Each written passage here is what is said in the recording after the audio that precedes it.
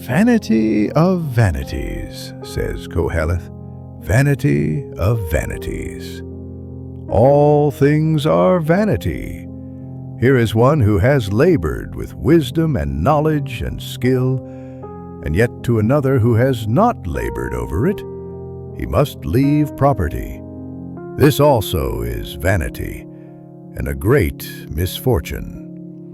For what profit comes to man from all the toil and anxiety of heart with which he has labored under the sun?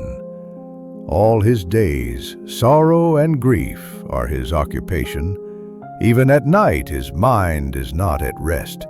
This also is vanity.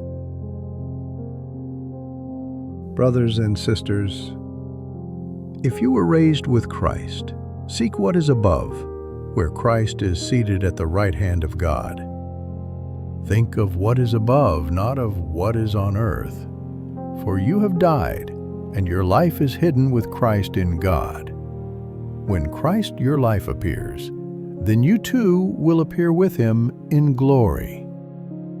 Put to death, then, the parts of you that are earthly: immorality, impurity, passion, evil desire, and the greed that is idolatry. Stop lying to one another, since you have taken off the old self with its practices and have put on the new self, which is being renewed for knowledge in the image of its Creator.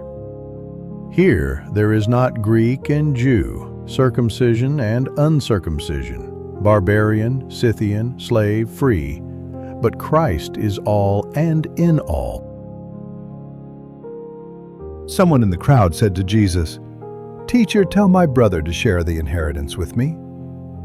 He replied to him, "Friend, who appointed me as your judge and arbitrator?"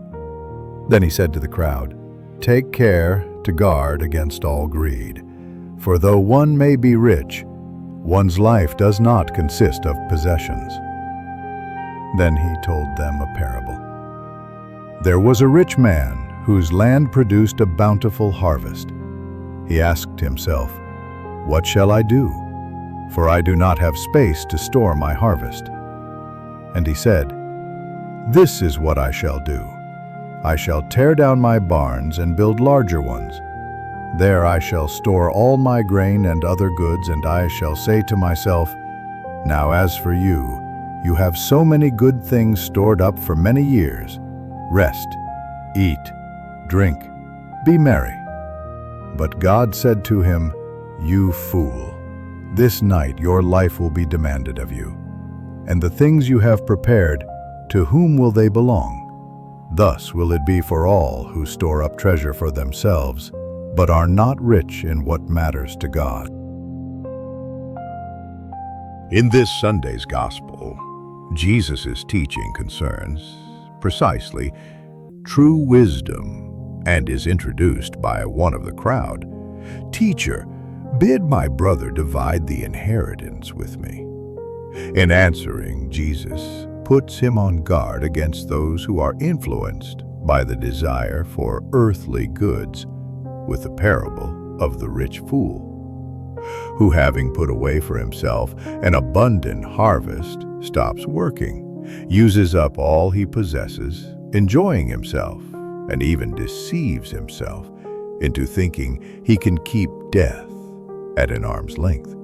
However, God says to him, "Fool, this night your soul is required of you, and the things you have prepared, whose will they be?" The fool in the Bible, the one who does not want to learn from the experience of visible things, that nothing lasts forever, but that all things pass away. Youth and physical strength, amenities and important roles. Making one's life depend on such an ephemeral reality is therefore foolishness.